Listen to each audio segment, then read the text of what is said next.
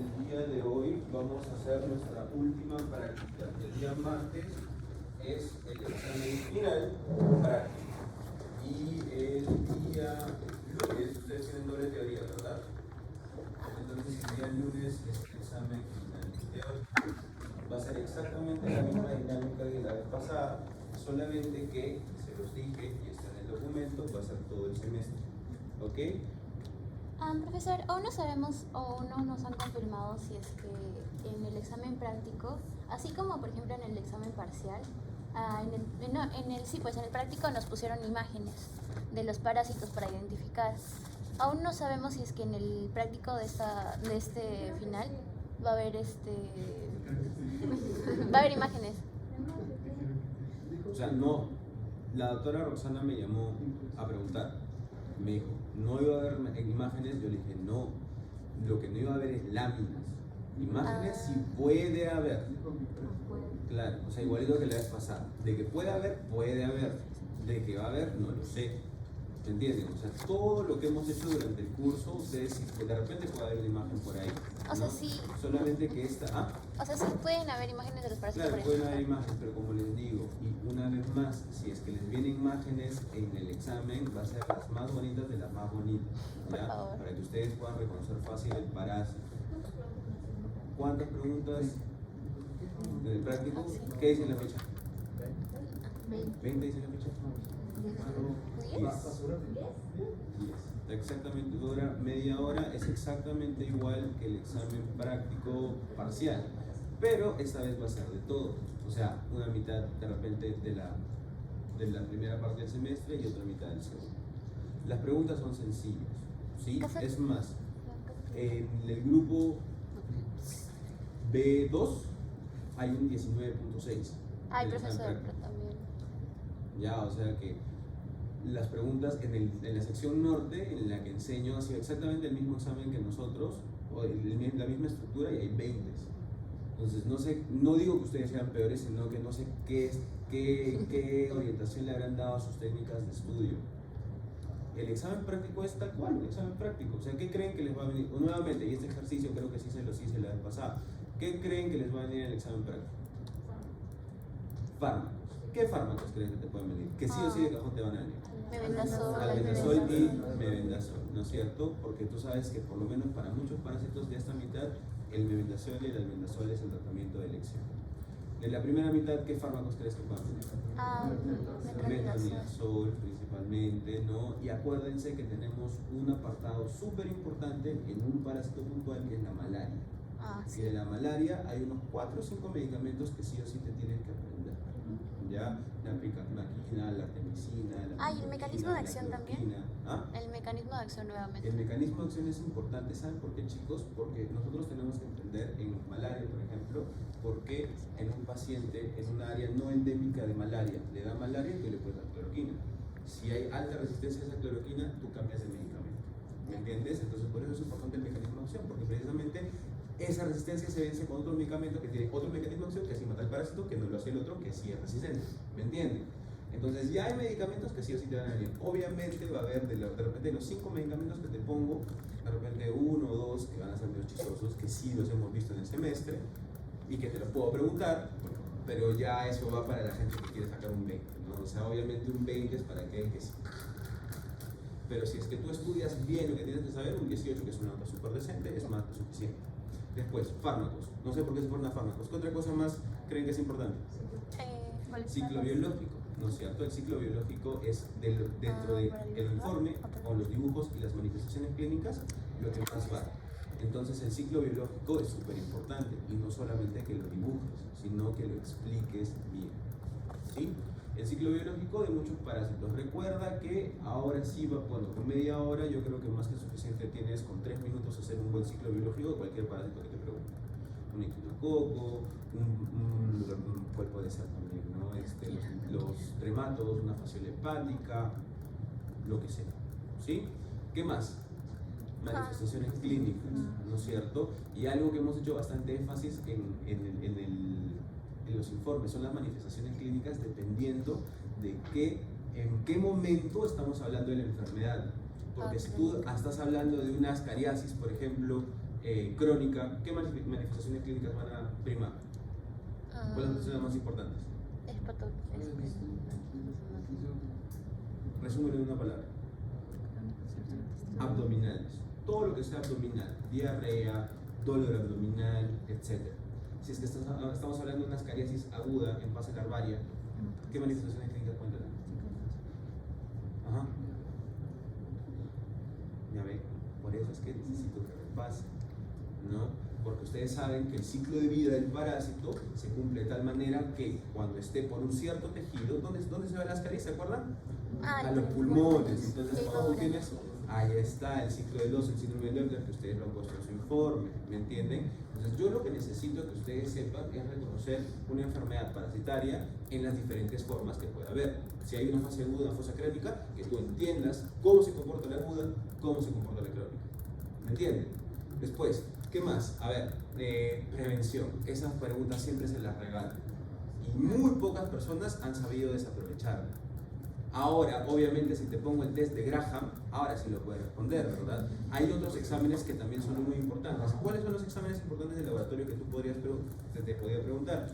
El gota gruesa, excelente. El test de Graham, importantísimo. El CATO-CATS también es importante, que pareció el método de Ricci. El coproparasitológico también, para que ustedes más o menos sepan qué se puede encontrar. Entonces, esos son exámenes importantes que ustedes tienen que saber. ¿Qué más? Prevención es súper importante, que si sabes el ciclo de vida, sabes la prevención, sabes el diagnóstico, lo demás. Y también importantísimo, chicos, en el diagnóstico sepan si es que en algunos parásitos puede haber formas diferentes de diagnosticar un parásito, forma aguda, crónica, ¿no es cierto? Por ejemplo, ¿cuál es el parásito que ustedes han visto el martes? Fasciole hepática, ¿no es cierto? Entonces, ¿cómo diagnosticas fasciole hepática? Con ELISA. Con el FAS2 es lo que te decía tu vídeo. El coproparasitológico, ¿no es cierto? Y para determinar la carga parasitaria, ¿cómo lo hacemos? Con el CATO-CATS, ¿no es cierto? Pero siempre y cuando tú puedas incorporar huevos. ¿Quién pone huevos? ¿Qué estadio del parásito? El adulto. ¿Y la larva te puede generar molestias? Sí. Exacto, entonces hay una fasciolitis aguda y una fasciolitis crónica. En la crónica tú vas a buscar los huevos. En la aguda, ¿tú crees que haya huevos? No, entonces, ¿qué vas a hacer? ¿Cómo cuál? Ahí está. ¿Ves? Solamente todo lo que te he dicho ese semestre. Piensa, nada más. Piensa, tienes que pensar. O sea, si tú te haces memorizar las cosas, al momento que te las pregunte desde un punto de vista interpretativo, puedes fallar. En cambio, si tú entiendes muy bien que hay una fasciolasis aguda, una fasciolasis crónica y de repente una extra hepática, la tienes. Dime.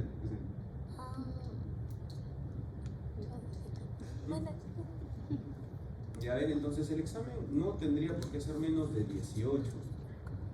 O sea, no hay forma, no tendría por qué tener menos nota. Porque saben lo que se les va a preguntar. Se les puede preguntar un parásito y te puedo poner una imagen de un parásito bien bacán, o sea, bien difícil que ahora que te pongo un gusano de 2 metros, de 5 metros, no sepa reconocerlo. No, o sea, te pongo una cabecita con 4 ventosas y un ganchito. ¿Qué es? Ya está. No tiene ganchito. Tenía saginato.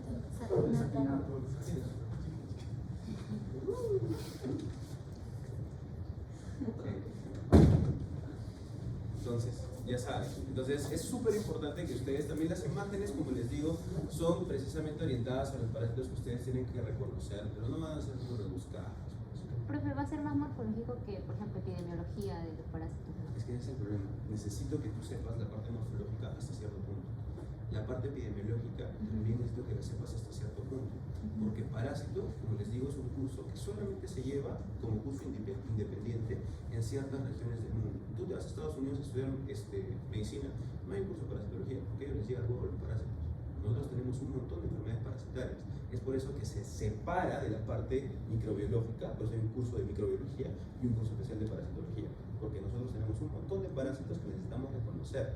Entonces, la parte morfológica, si bien no es tu chamba, tienes que saber al menos cómo se ve una tenia solium, cómo se ve una tenia saginata.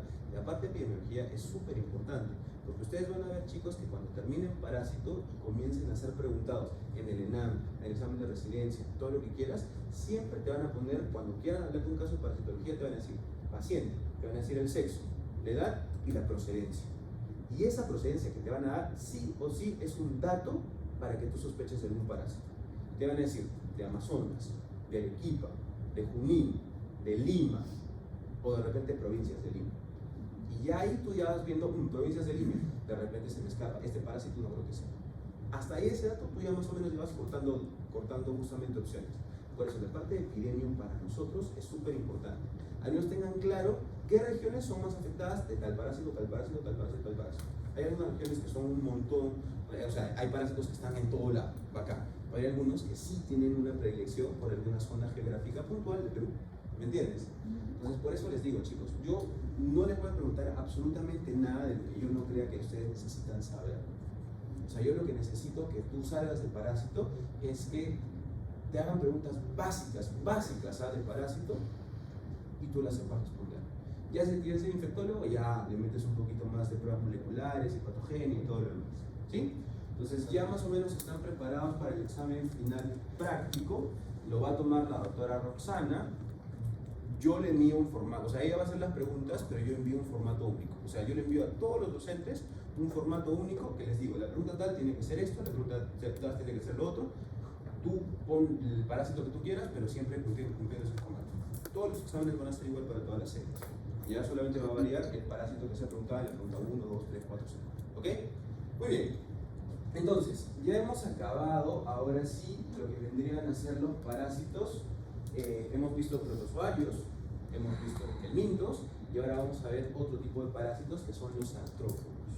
Los artrópodos nos importan ¿por qué, chicos? Porque precisamente hay algunos que pueden transmitir enfermedades, otros que pueden exacerbar enfermedades y otros que pueden causar precisamente enfermedades. Es por eso que los vamos a ver de manera puntual y me voy a detener en los parásitos que yo creo que ustedes principalmente tienen que saber qué es lo que generan, cómo lo tratamos y cómo lo detectamos. ¿Ok? Entonces, el día de hoy vamos a hablar sobre pulgas, y dentro de las pulgas tenemos el Tenocefalides, Pulex y Tunga. Vamos a ver aquí cuáles son los que generan problemas reales, porque acá el problema de las pulgas, chicos, ¿cuál es el principal problema de las pulgas para nosotros? ¿Qué creen?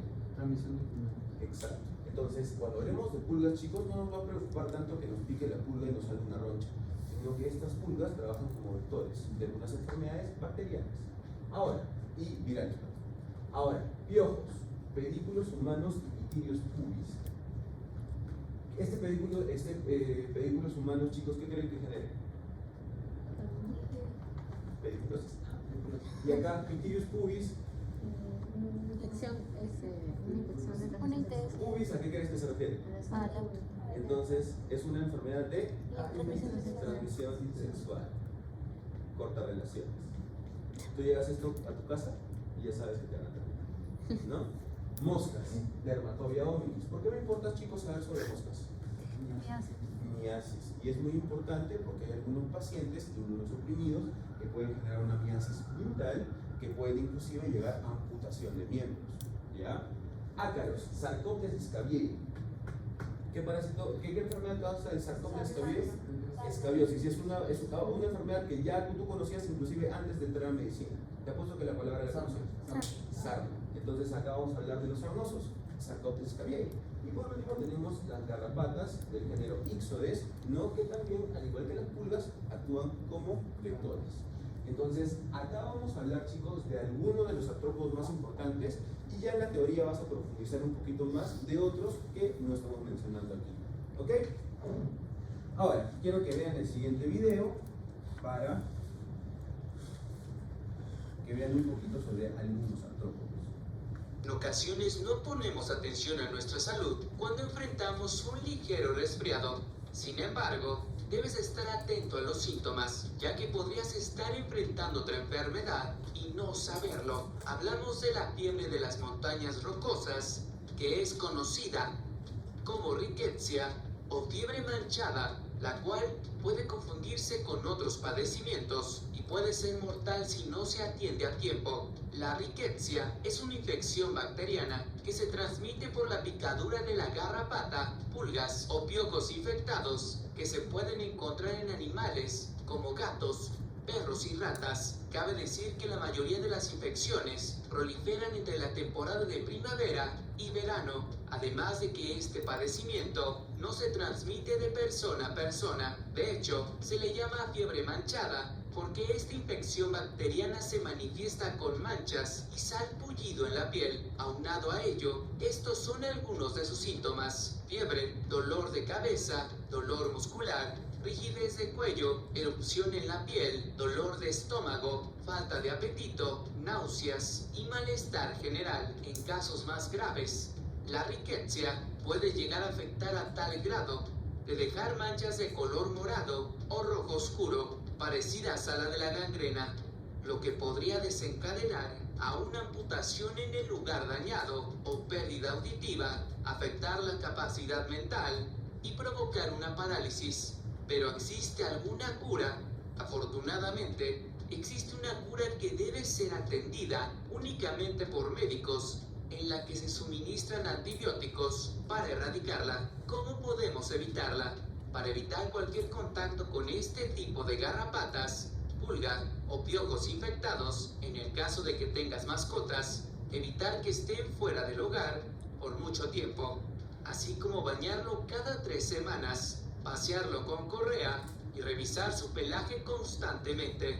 En casa, debes mantener la limpieza, tirar muebles que estén demasiado viejos o desgastados, evitar matorrales o, en su caso, cortar el césped, eliminar la basura.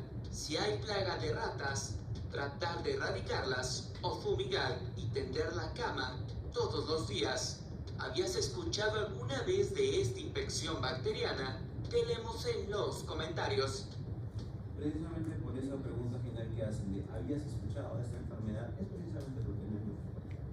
Simplemente es para enfatizar, chicos, que esta rickettsiosis es transmitida precisamente por un vector. Y precisamente eso es lo que vamos a hablar hoy. Nos vamos a enfocar principalmente, chicos, en aquellas enfermedades que nos importan desde el punto de vista clínico.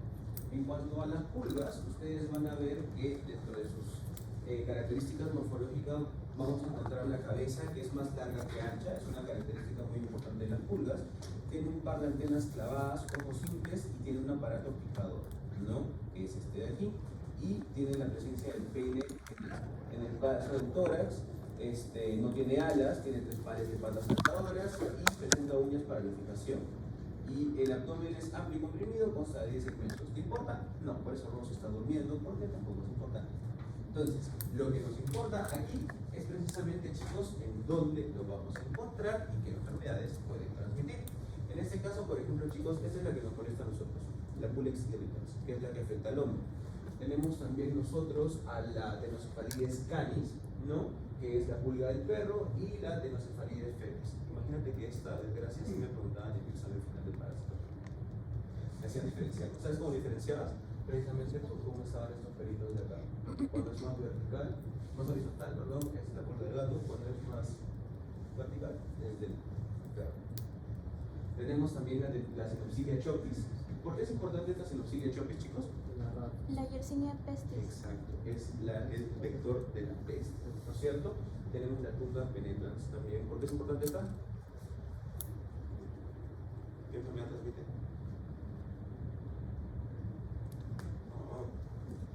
¿No les han enseñado en micro? ¿No? O sea, es fácil, pero... Lo que quiero que ustedes recuerden de acá, chicos, precisamente de la pulga, es que normalmente no es necesario determinar cuál pulga es, ¿no? Sino más que nada conocer un poquito su ciclo de vida. Nosotros vamos a ver acá el tipo de metamorfosis que tiene. Vamos a explicar primero el ciclo de vida y de ahí ustedes, con sentido común, me van a decir qué tipo de metamorfosis. Les voy a decir qué tipos de metamorfosis existen y ustedes con sentido común me dicen cuál es la que hay aquí. Entonces, nosotros vamos a ver que los huevos son expulsados de la hembra al ambiente. Estos huevos se transforman en larvas. Estas larvas justamente van a pasar a su forma adulta, que como ven ha cambiado muchísimo, ¿no es cierto? Luego las hembras adultas van a penetrar el estrato granuloso del epidermis, o sea, justamente la parte más superficial, y van a comenzar a colocar ahí sus huevos. Entonces, como ustedes ven acá, chicos, por ejemplo, tenemos un estado larvario, luego tenemos una forma adulta. Ha cambiado bastante Tenemos dos tipos de metamorfosis, una metamorfosis incompleta y una completa. ¿Cuál creen ustedes que tenga este parásito? Completa. Completa, porque justamente viene la diferencia entre la larva y la forma adulta. Eso es algo que normalmente también se suele preguntar en algunos exámenes, que no va a ser nuestro caso. ¿Ok? En el caso de los piojos, esto sí es súper importante, chicos. Si quieren, levantan la mano. ¿Alguna vez ustedes de chiquitos han tenido piojos? ¿Ya ven? Yo no. Pero lo importante, chicos, es que esta es una enfermedad muy importante porque es muy transmisible. Y les pregunto, ¿dónde ustedes se contagiaron de los piojos? En el nido, o en la primaria, o en el kinder, ¿no es cierto? Entonces ahí, con ese sentido común, ya vamos a estar pensando de qué pacientes son precisamente los que están más susceptibles a desarrollar justamente estos piojitos, ¿no? En el caso de los piojos, chicos, vamos a ver que existen diferentes tipos. Tenemos al piojo de la cabeza, que es precisamente el Pedículus humanus o Pedículus capitis, que es el que se va a adherir justamente al cuero cabelludo, ¿sí? Y ese lo vamos a tener que tratar precisamente con peines especiales para poder retirarlo, ¿no? Este parásito, ¿cuál es la principal manifestación clínica que creen que genera este parásito? La comezón intensa, ¿en qué parte? En la cabeza. En el cuero cabelludo, ¿no es cierto? Ahora, este que parecen esteroides, ¿cuál creen que es? Es el pubis. El Pityrius pubis, ¿no es cierto? ¿Y en dónde va a estar? En la zona genital, ¿no es cierto? También puede estar en la barba, dependiendo de qué hagas, ¿no? Cuando se divierte. Pero lo importante, chicos, es que ustedes tengan en consideración que estos dos al final van a generar las mismas manifestaciones clínicas, pero su ubicación es predominantemente en donde dice su nombre: capitis, el cuero cabelludo; pubis, justamente la ladilla, que es precisamente en la zona genital. Dímelo, Lucía. Profesor, y para el tema de tratamiento para esos parásitos, porque, o sea, pucha, hasta ahora no recuerdo muy bien cuál era el tratamiento. Literalmente, a veces hasta me hablaban de vaigonear la cabeza. Mi mamá dice: No vaigonear, o sea, el vaigón sí puede funcionar en realidad si te pones a pensar en su mecanismo de acción. Pero existen diferentes fármacos antiparasitarios que se pueden utilizar tanto en enfermedades. Por ejemplo, el ivermectina es un medicamento que podríamos utilizar. Yo no me vendo solo eso, si es que pusieran, por ejemplo, un caso clínico, bueno, ya para el teórico, de un niño que está presentando piojos. ¿Qué se, o sea, Ahorita lo vamos a conversar porque quiero llegar a la parte final de lo que vendría a ser la sarna, para que ustedes más o menos vean cuáles son los medicamentos que podemos utilizar. ¿Ok? Pero aquí lo importante, chicos, es que ustedes recuerden que estos parásitos van a generar las mismas manifestaciones clínicas. Acá tenemos el Pedículus corporis, que va a estar justamente en las zonas ya más periféricas de la piel, en los vellos nosotros precisamente que tenemos. Pero lo importante, también en las axilas, como bien está diciendo Luciana, ¿no? Lo importante que ustedes quiero que sepan aquí es que al final las manifestaciones clínicas son similares, solamente va a variar dependiendo de su nombre, la ubicación, ¿no? Eso es lo importante, chicos, en cuanto a los piojos. Ahora, en cuanto a las moscas, chicos, es muy importante que ustedes sepan que van a generar una enfermedad muy importante que se llama la miasis. Y la miasis generalmente suele afectar al tejido cutáneo. Entonces, la miasis cutánea es la forma clínica más frecuente y según sus manifestaciones clínicas se divide en miasis forunculosa o traumática. Acá, por ejemplo, nosotros vamos a ver la miasis forunculosa. En América, la causa más frecuente de miasis forunculosa es producida por la larva de la mosca Dermatobia omnix. Entonces, ¿qué es lo que va a ocurrir aquí, chicos? Precisamente los pacientes que no tienen buenos hábitos de higiene, van a venir las moscas, van a colocar sus huevos y aquí van a comenzar a crecer las larvas. Esas larvas van a comenzar a migrar y generar estragos en el tejido debajo de la piel, ¿no es cierto?, en la epidermis, y lo que va a generar precisamente este tipo de lesiones, ¿no? En el caso del cabello, por ejemplo, estamos viendo que el paciente tiene alopecia y el tratamiento es bastante sencillo. ¿Qué creen que vamos a tener que hacer para tratar a este paciente? Extirpar. ¿Cómo lo vamos a extirpar? Con vaselina, por favor. ¿Por qué no con agua? Porque eso no evita ¿Porque la observe? que la... En realidad, más o menos va por ahí. Lo que ocurre, chicos, es que es este huequito. ¿Para qué sirve? Para que respiren, precisamente. Entonces, ¿qué es lo que vas a hacer tú? ¿Cuál es la estrategia que tenemos nosotros para curar esta miasis? Siempre y cuando nosotros podamos contabilizar los parásitos, porque como les digo, hay miasis masivas, ¿no?, en las que ya va a ser muy difícil tratar a los pacientes, pero normalmente se dan en miembros, ¿no?, superiores, inferiores, y en pacientes inmunosuprimidos. El tratamiento es bien sencillo. Lo único que tú vas a tener que hacer es utilizar una sustancia oleosa, dentro de ellas la vaselina, vas a coger, vas a tapar el hueco y solito vas a ver que el parásito, la larva, va a comenzar a salir. Una vez que sale el parásito, con mucho cuidado vas a tener que extirparla. ¿Por qué? Porque precisamente la larva, acá no sé si se ven en las fotitos, en la anterior, tiene estos ganchitos, ¿no? Entonces, ¿qué es lo que tú tienes que hacer? Vas a ver que la larva, si es que tú la quieres jalar sin taparla, como tiene estos ganchos, vas a jalar y se va a romper. Entonces va a volver a crecer la larva y no vas a beneficiar nada al paciente. Por eso es que tú, al colocar acá en el orificio respiratorio de la larva esa sustancia oleosa, ¿qué es lo que va a hacer la larva? Va a voltearse, y una vez que se voltee y estos ganchos estén en la otra posición, ya vas a poder extirparla con mucho más calma. Por eso simplemente es paciencia. Ya ahora mis alumnos que están de parásito conmigo y ahora están en el internado, ya han tenido la experiencia de tratar miasis. Entonces, así de sencillo. No es nada de otro mundo. Dime bien. Cuando hay una miasis, lo único que podemos hacer es retirar el parásito de esa manera. Es que en realidad, no, es que como te digo, el tratamiento, como te das cuenta, acá tenemos solamente una larva, dependiendo obviamente de cuántas podamos hacer. Pero el tratamiento más efectivo para matar la larva es precisamente extirparla tú mismo. Ya ese es el principal método que tenemos nosotros para erradicar esta miasis. Muy bien. Acá vamos a continuar en los ácaros y garrapatas. En lo que respecta a los ácaros, chicos, tenemos al Sarcoptes escabiosus. Este parásito es chiquitito, mide entre 0.3 y 0.5 milímetros. El cuerpo es de aspecto globoso, como podemos ver acá, está conformado por dos regiones, el natostoma y el ileostoma. En el natostoma se observan los quelíceros, que acá podemos observarlos, ¿no es cierto? Como pincitas. Y las patas anteriores se encuentran mucho más desarrolladas que las patas posteriores. Las hembras presentan ventosas flores. Lo que yo quiero que tú te acuerdes en cuanto a esta enfermedad, chicos, es que genera una enfermedad llamada ¿qué? Sarna. ¿De qué país? Noruega, así se llama, ¿ya? Sarna noruega, la famosa sarna. Entonces, ¿qué es esta sarna, chicos? Justamente esta sarna es generado, en este caso, por el ácaro ya adulto, ¿no? Y lo que va a hacer este ácaro es que para poner sus huevos va a tener que penetrar en la epidermis. Y ahí, mientras va acabando este túnel, va a ir dejando sus huevos. Estas lesiones son hiper, mega, recontra, ¿cómo se dice la palabra? Que generan picazón.